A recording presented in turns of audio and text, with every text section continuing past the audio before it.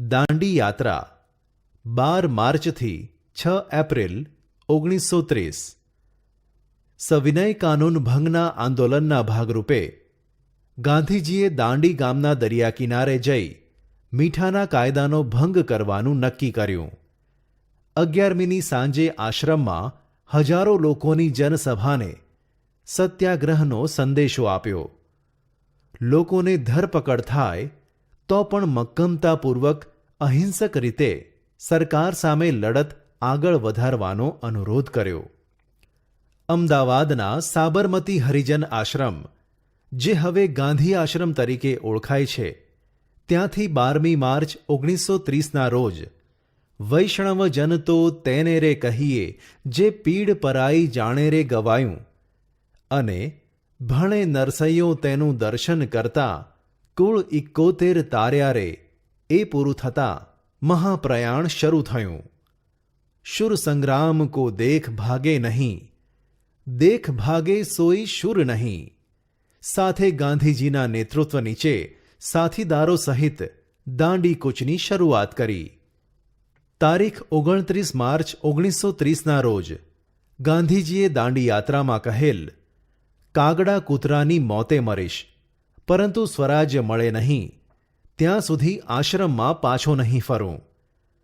અમદાવાદથી દાંડીનું અંતર આશરે 370 કિલોમીટર છે.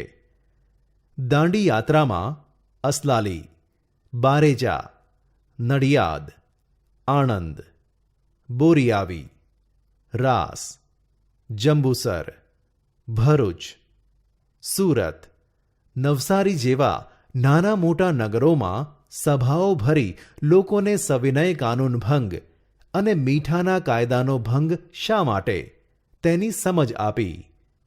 આ કૂચ જે ગામોમાંથી પસાર થતી ત્યાં લોકો રસ્તાની સફાઈ કરતા, પાણી છાંટી તોરણો બાંધી શણગારતા. આ યાત્રાએ ભારતના લોકોમાં અપૂર્વ જાગૃતિ, અજબની શ્રદ્ધા, ચેતના અને એકતા જગાવવાનું અદ્ભુત કાર્ય કર્યું. દેશભરમાં સત્યાગ્રહનું મોજું ફરી વળ્યું.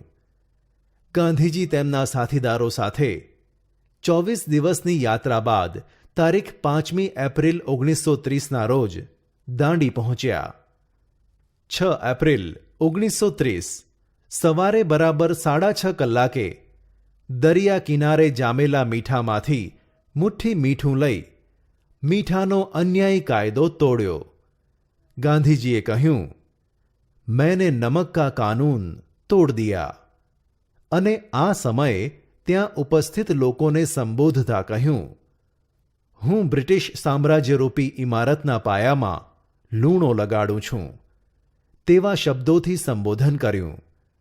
મહાદેવભાઈ દેસાઈ આ દાંડી કૂચને મહાભિનિષ્ક્રમણ સાથે સરખાવે છે.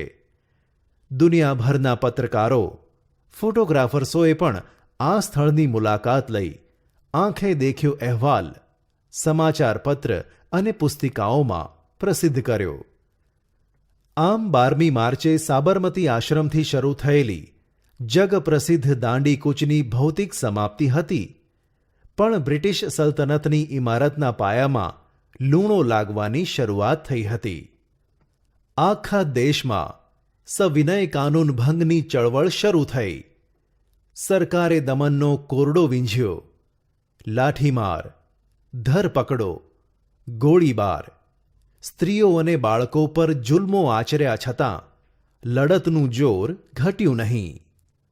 દાંડીકૂચ દરમિયાન વિદેશી કાપડનો બહિષ્કાર, દારૂબંધી, હિન્દુ મુસ્લિમ એકતા, અસ્પૃશ્યતા નિવારણ વગેરે અનેક રચનાત્મક કાર્યક્રમોનું આયોજન કરાયું. દાંડી યાત્રા અને નમક સત્યાગ્રહથી આવેલી જાગૃતિના લીધે અસહકારના આંદોલનો અને સત્યાગ્રહના કાર્યક્રમો દેશભરમાં શરૂ થયા.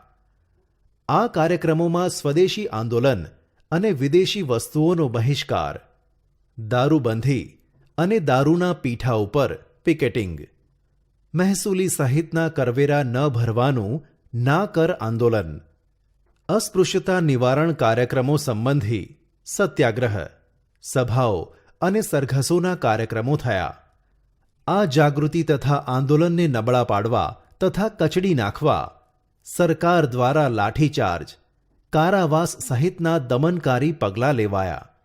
આની પ્રતિક્રિયા રૂપે દેશમાંની રેલવે, પોલીસ સ્ટેશન, પોસ્ટ ઓફિસો તથા અન્ય સરકારી ઇમારતો ઉપર તોડફોડ, હુમલા જેવા કેટલાક હિંસક બનાવો પણ બન્યા. આ ઘટનાઓમાં અબ્દુલ ગફાર ખાન, સરહદના ગાંધી નેતૃત્વ હેઠળનું આંદોલન, મુંબઈ પાસે વડાલાના પીઠા ઉપર નાગરિકોનો હુમલો, દિલ્હીમાં કસ્તુરબા ગાંધીના નેતૃત્વ હેઠળ દારૂબંધી માટે પિકેટિંગ, સુરતના ધરાસણા તથા વિરમગામ વિસ્તારમાં થયેલા મીઠાના સત્યાગ્રહો ઉપરાંત સરકારી નોકરીઓનો ત્યાગ, સરકારી શાળાઓમાંથી અભ્યાસ છોડી દેવાના કાર્યક્રમો મુખ્ય ગણાય. ગાંધી ઇરવિન સમજૂતી, ગોળમેજી પરિષદો અને સત્યાગ્રહની મોકૂફી. બ્રિટિશ સરકારે ભારતને કેવા પ્રકારનું બંધારણ તથા સુધારા આપવા તે માટે ગોળમેજી પરિષદો બોલાવી.